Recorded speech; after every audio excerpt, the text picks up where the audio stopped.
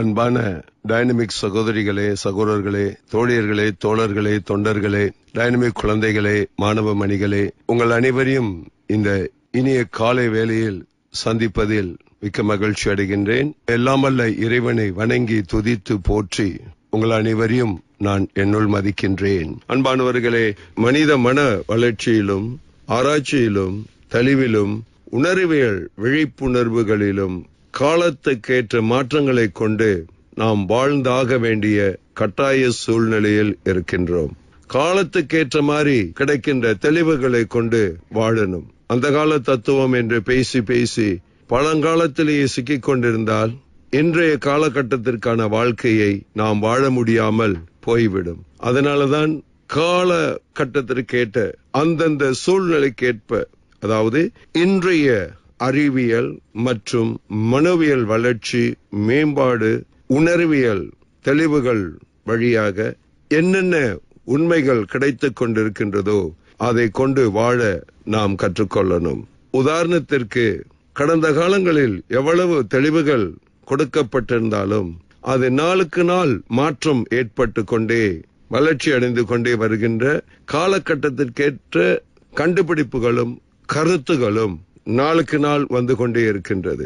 அதன் ரீதியில் எத்தனோ ஆயிரம் ஆண்டு காலமாக சில விஷயங்கள் சொல்லப்பட்டிருந்தாலும் புதிய காலகட்டங்கள் என்று வரும் பொழுது அவைகள் மாற்றங்களை அடையதான் செய்கிறது. அதனாலதான் காலத்துக்கேற்ற சத்தியத்தோடும் உண்மையோடும் தெளிவுகளை உணர்ந்து கொண்டு அதற்கு தக்க மாதிரி வாழ்க்கை மாற்றி அமைத்துக் கொள்ள வேண்டும் என்று டைனமிக் உலகத்தில் நான் கூறிக்கொண்டு வருகிறது. உதாரணத்திற்கு 1970 ஒரு வித்தியாசமான உணர்வியல் கோட்டிங் ஒன்று மக்கள் மத்தியில் கொடுக்கப்பட்டது. அது என்னவென்றால், God may forgive you for your sins, but your nervous system won't. ஆமாம், மாபெரும் உண்மை. இறைவனே ஒரு மனிதனுடைய பாவத்தை மன்னித்தாலும் மன்னிப்பதாக இருந்தாலும் அவனுடைய நரம்பு மண்டலம் அதை மன்னிக்காது என்ற ஒரு மாபெரும் உண்மை. இந்த உண்மையை நான் அமெரிக்கா சென்றுதான் கற்றுக்கொண்டு வந்தேன். அங்கதான் படித்து தெரிந்து கொண்டேன். என்னுடைய பல கேள்விகளுக்கான பதில்கள் அங்கே கிடைத்தது. என் வாழ்க்கையில் எனக்கு எப்பொழுதுமே தேடுதல்கள் நிறைய இருக்கு. நான் தேடுகிறதெல்லாம் ஆன்மீக சம்பந்தப்பட்ட விஷயங்கள். ஆன்மீகம் என்பது ஆத்ம சம்பந்தப்பட்டது, அதாவது ஸ்பிரிச்சுவலிசம். ஸ்பிரிச்சுவலிசம் என்று சொன்னாலே ஆத்மாவை உணர்ந்து கொள்றது, ஆத்மா சம்பந்தப்பட்டது. அந்த ஆத்மா சம்பந்தப்பட்டது என்று சொல்லும் பொழுது சுயத்தை சம்பந்தப்படுத்தியது. ஆத்மா என்பது ஒரு மனிதன், அந்த மனிதன் தான் அந்த உண்மையான ஆத்மா. அதாவது உடல், ஆவி, ஆத்மா என்று சொல்றது. இதில் உடல் என்று சொல்லும் பொழுது சரீரம், ஆவி என்று சொல்லும் பொழுது எனர்ஜி, சக்தி. ஆத்மா என்பது தான் அந்த உண்மையான மனிதன். அந்த சக்தியும் மனிதனும் ஒன்று சேர்ந்து அந்த உடலுக்குள்ளார குடியிருந்து கொண்டிருக்கின்றான். அந்த உடல் என்பது தற்காலிகமானது, இந்த பூமிக்குரியது. இந்த உடலை விட்டு வெளியாகும் பொழுது அந்த ஆவி, ஆத்மா என்ற இரண்டும் ஒன்றரை கலந்து வெளியாகும். அதனால்தான் உடல் நீத்தார் என்றுதான் சொல்லணுமே தவிர உயிர் நீத்தார் என்று சொல்லக்கூடாது. இதெல்லாம் ஆய்வுகளின் வழியாக நான் உணர்ந்து பயிற்சியாகவும் கொடுத்து கொண்டு வருகின்ற மாபெரும் உண்மைகள். அந்த ரீதியில் ஆன்மீகம் என்பது தன்னை உணர்ந்து கொள்றது, சுயத்தை உணர்ந்து கொள்றது, தன்னுடைய ஆத்மாவின் நிலையை உணர்ந்து கொள்றது. நான் யார், என்னோட ஆற்றல் என்ன, என்னோட திறமை என்ன, என்னோட வேகம் என்ன, இறைவன் எனக்கு கொடுத்திருக்கின்ற அதிசய அற்புத அபார அபூர்வ அதீத அதி ஆக்கப்பூர்வ ஆற்றல் எத்தகையது, அதை நான் சரியாக முறையாக பயன்படுத்திக் கொள்வதற்கான தெளிவான விழிப்புணர்வை கொண்டிருக்கின்றேனா? அதுதான் டைனமிக் தன் விழிப்புணர்வே. உணர்வே உன் ஆசை என்ன, நீ நினைத்தால் ஆகாததென்ன. உணர்வே உன் ஆசை என்ன, நீ நினைத்தால் ஆகாததென்ன. உன்னை மிஞ்சும் ஒரு ஆற்றல் இந்த மண்ணில் இருக்குதா என்ன. உணர்வே உன் ஆசை என்ன, நீ நினைத்தால் ஆகாததென்ன. உன்னை மிஞ்சும் ஒரு ஆற்றல் இந்த மண்ணில் இருக்குதா என்ன. லட்சியத்தை தேடு, உன் உழைப்பை போடு, சாதனைகள் உருவாகும்.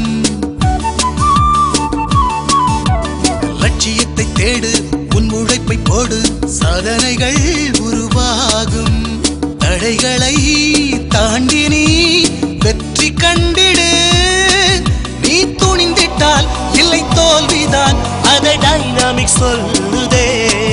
உணர்வே உன் ஆசை என்ன, நீ நினைத்தால் ஆகாததென்ன. உன்னை மிஞ்சும் ஒரு ஆற்றல் இந்த மண்ணில் இருக்குதா என்ன? உன்னுடைய வாழ்க்கை வாழ்ந்துவிட வேண்டும், உறுதியாய் நடைபோடு. உன்னுடைய வாழ்க்கை வாழ்ந்துவிட வேண்டும், உறுதியாய் நடைபோடு. உந்தன் பலம் என்னவென்று உனக்கு தெரியுமே. உந்தன் பயணத்தை இன்றை தொடங்கிடு, உந்தன் இலக்கு கிடைக்குமே. உணர்வே உன் ஆசை என்ன, நீ நினைத்தால் ஆகாததென்ன. உணர்வே உன் ஆசை என்ன, நீ நினைத்தால் ஆகாததென்ன. உன்னை மிஞ்சும் ஒரு ஆற்றல் இந்த மண்ணில் இருக்குதா என்ன? இந்த நிகழ்வை கேட்டுக்கொண்டிருக்கின்ற அன்பானவர்களே, ஒரு மனிதனுடைய வாழ்க்கையே அவனுடைய விழிப்புணர்வில் இருந்துதான் ஆரம்பமாகிறது. அது என்ன விழிப்புணர்வு? தன் விழிப்புணர்வு, தன் சுயத்தை உணர்ந்து கொள்றது, தன்னை பற்றி தெல்ல தெளிவாக உணர்ந்து கொள்றது. நான் யார்? இதை நான் மீண்டும் மீண்டும் உங்களிடம் சொல்லிக் கொண்டேதான் இருப்பேன். நான் யார்? என்னோட ஆற்றல் என்ன? என்னோட திறமை என்ன? என்னுடைய திறமையை நான் சரியாக முறையாக அறிந்து புரிந்து உணர்ந்து வைத்திருக்கின்றேனா?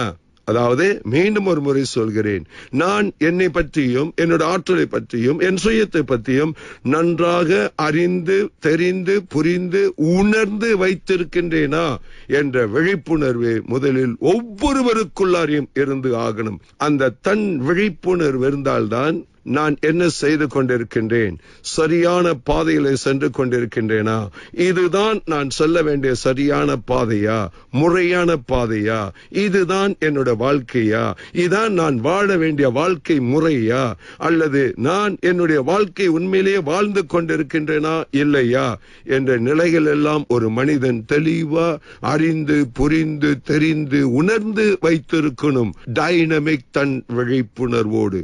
அதனாலதான் இந்த விஷயங்களை குறித்து நான் ஆழமாக உங்களிடம் பேசிக் கொண்டு வருகிறது. இந்நிகழ்ச்சியை கேட்டுக்கொண்டிருக்கின்ற அன்பானவர்களே, விழிக்கணுங்க. நீங்க ஒவ்வொருவரும் விழிப்புணர்வு அடையணும், உங்க சுயத்துக்குள்ளார விழிப்புணர்வு அடையணும். ஒவ்வொரு மனிதனும் வாழ்க்கையில் 2 பயணங்கள் செய்திருக்கணும். இதை நான் ஏற்கனவே உங்களிடம் பகிர்ந்திருக்கிறேன். ஒரு விஷயத்தை மீண்டும் ஒரு முறைக்கு பல முறை சொல்லதான் அது ஆழமாக பதியும். அதான் சொல்லினுடைய சக்தி, எண்ணத்தினுடைய சக்தி, செயலினுடைய சக்தி. அதனுடைய அடிப்படையில் மீண்டும் மீண்டும் உங்களுக்கு நான் வலியுறுத்தி சொல்லிக் கொண்டு வருகின்றேன். நீங்கள் உங்களை குறித்து தெல்ல தெளிவாக அறிந்து புரிந்து தெரிந்து உணர்ந்து வைத்திருக்கணும். நான் யார் என்ற நிலை, நான் என்னுடைய வாழ்க்கை வாழ்ந்து கொண்டிருக்கின்றேனா, இதுதான் நான் வாழ வேண்டிய வாழ்க்கையா என்று உங்களை நீங்க கேட்டுக்கொள்ளணும். இந்த பூமிக்கு வரும் பொழுது எனக்கு தெரியாது என்ற நிலையில் வந்தது. குழந்தையா வரும்போதே உணர்வோட இந்த பூமிக்கு வருகிறது. ஒவ்வொரு குழந்தையும் அந்த மாதிரி உணர்வோடு தான் வருகிறது. நீங்களும் அந்த மாதிரி உணர்வோடு தான் வந்தீர்களே தவிர எந்த ஒரு விஷயமும் தெரிந்து கொண்டு வரவில்லை. இறைவன் எந்த புரோகிராமும் போட்டு அனுப்பவும் இல்லை. அதெல்லாம் இந்த பூமிக்கு வந்த பிறகு மற்றவர்களால பதிக்கப்படுகிறது. அன்பானவர்களே, ஒவ்வொருத்தரை குறித்தும் தெளிவாக இருக்கணும். காரணம், ஒரு குழந்தை இவர்கள் மூலியமாக தான் உருவாக்கப்படுகின்றது. பூமிக்கு வரும் பொழுது எதுவுமே தெரியாது. பிறகு ஒவ்வொருத்தர் மூலியமாக கொடுக்கிற புரோகிராம் பதிப்பின் மூலியமாக தான் அந்த குழந்தை வளர்ந்து ஆளாகிறது.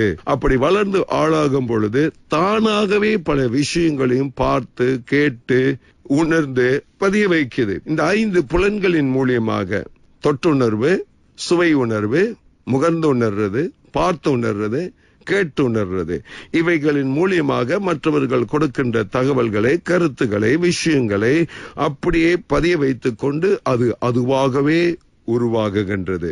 அதனால்தான் ஒரு தாயும் தகப்பனும் ரொம்ப தெளிவானவர்களாக இருக்கணும் என்று ஆரம்பத்திலிருந்தே நான் சொல்லிக் கொண்டு வருகிறேன். அன்பான வாலிபர்களே, வாலிப பெண்களே, நீங்க தேர்ந்தெடுத்திருக்கிறவர்கள் சரியானவர்களா, முறையானவர்களா, தெளிவானவர்களா என்பதில் நீங்க மிக மிக தெளிவான டைனமிக் விழிப்புணர்வுடன் இருக்கணும். இது குறித்து ஏதாவது தெளிவு வேணும், கேள்வி கேட்கணும்னா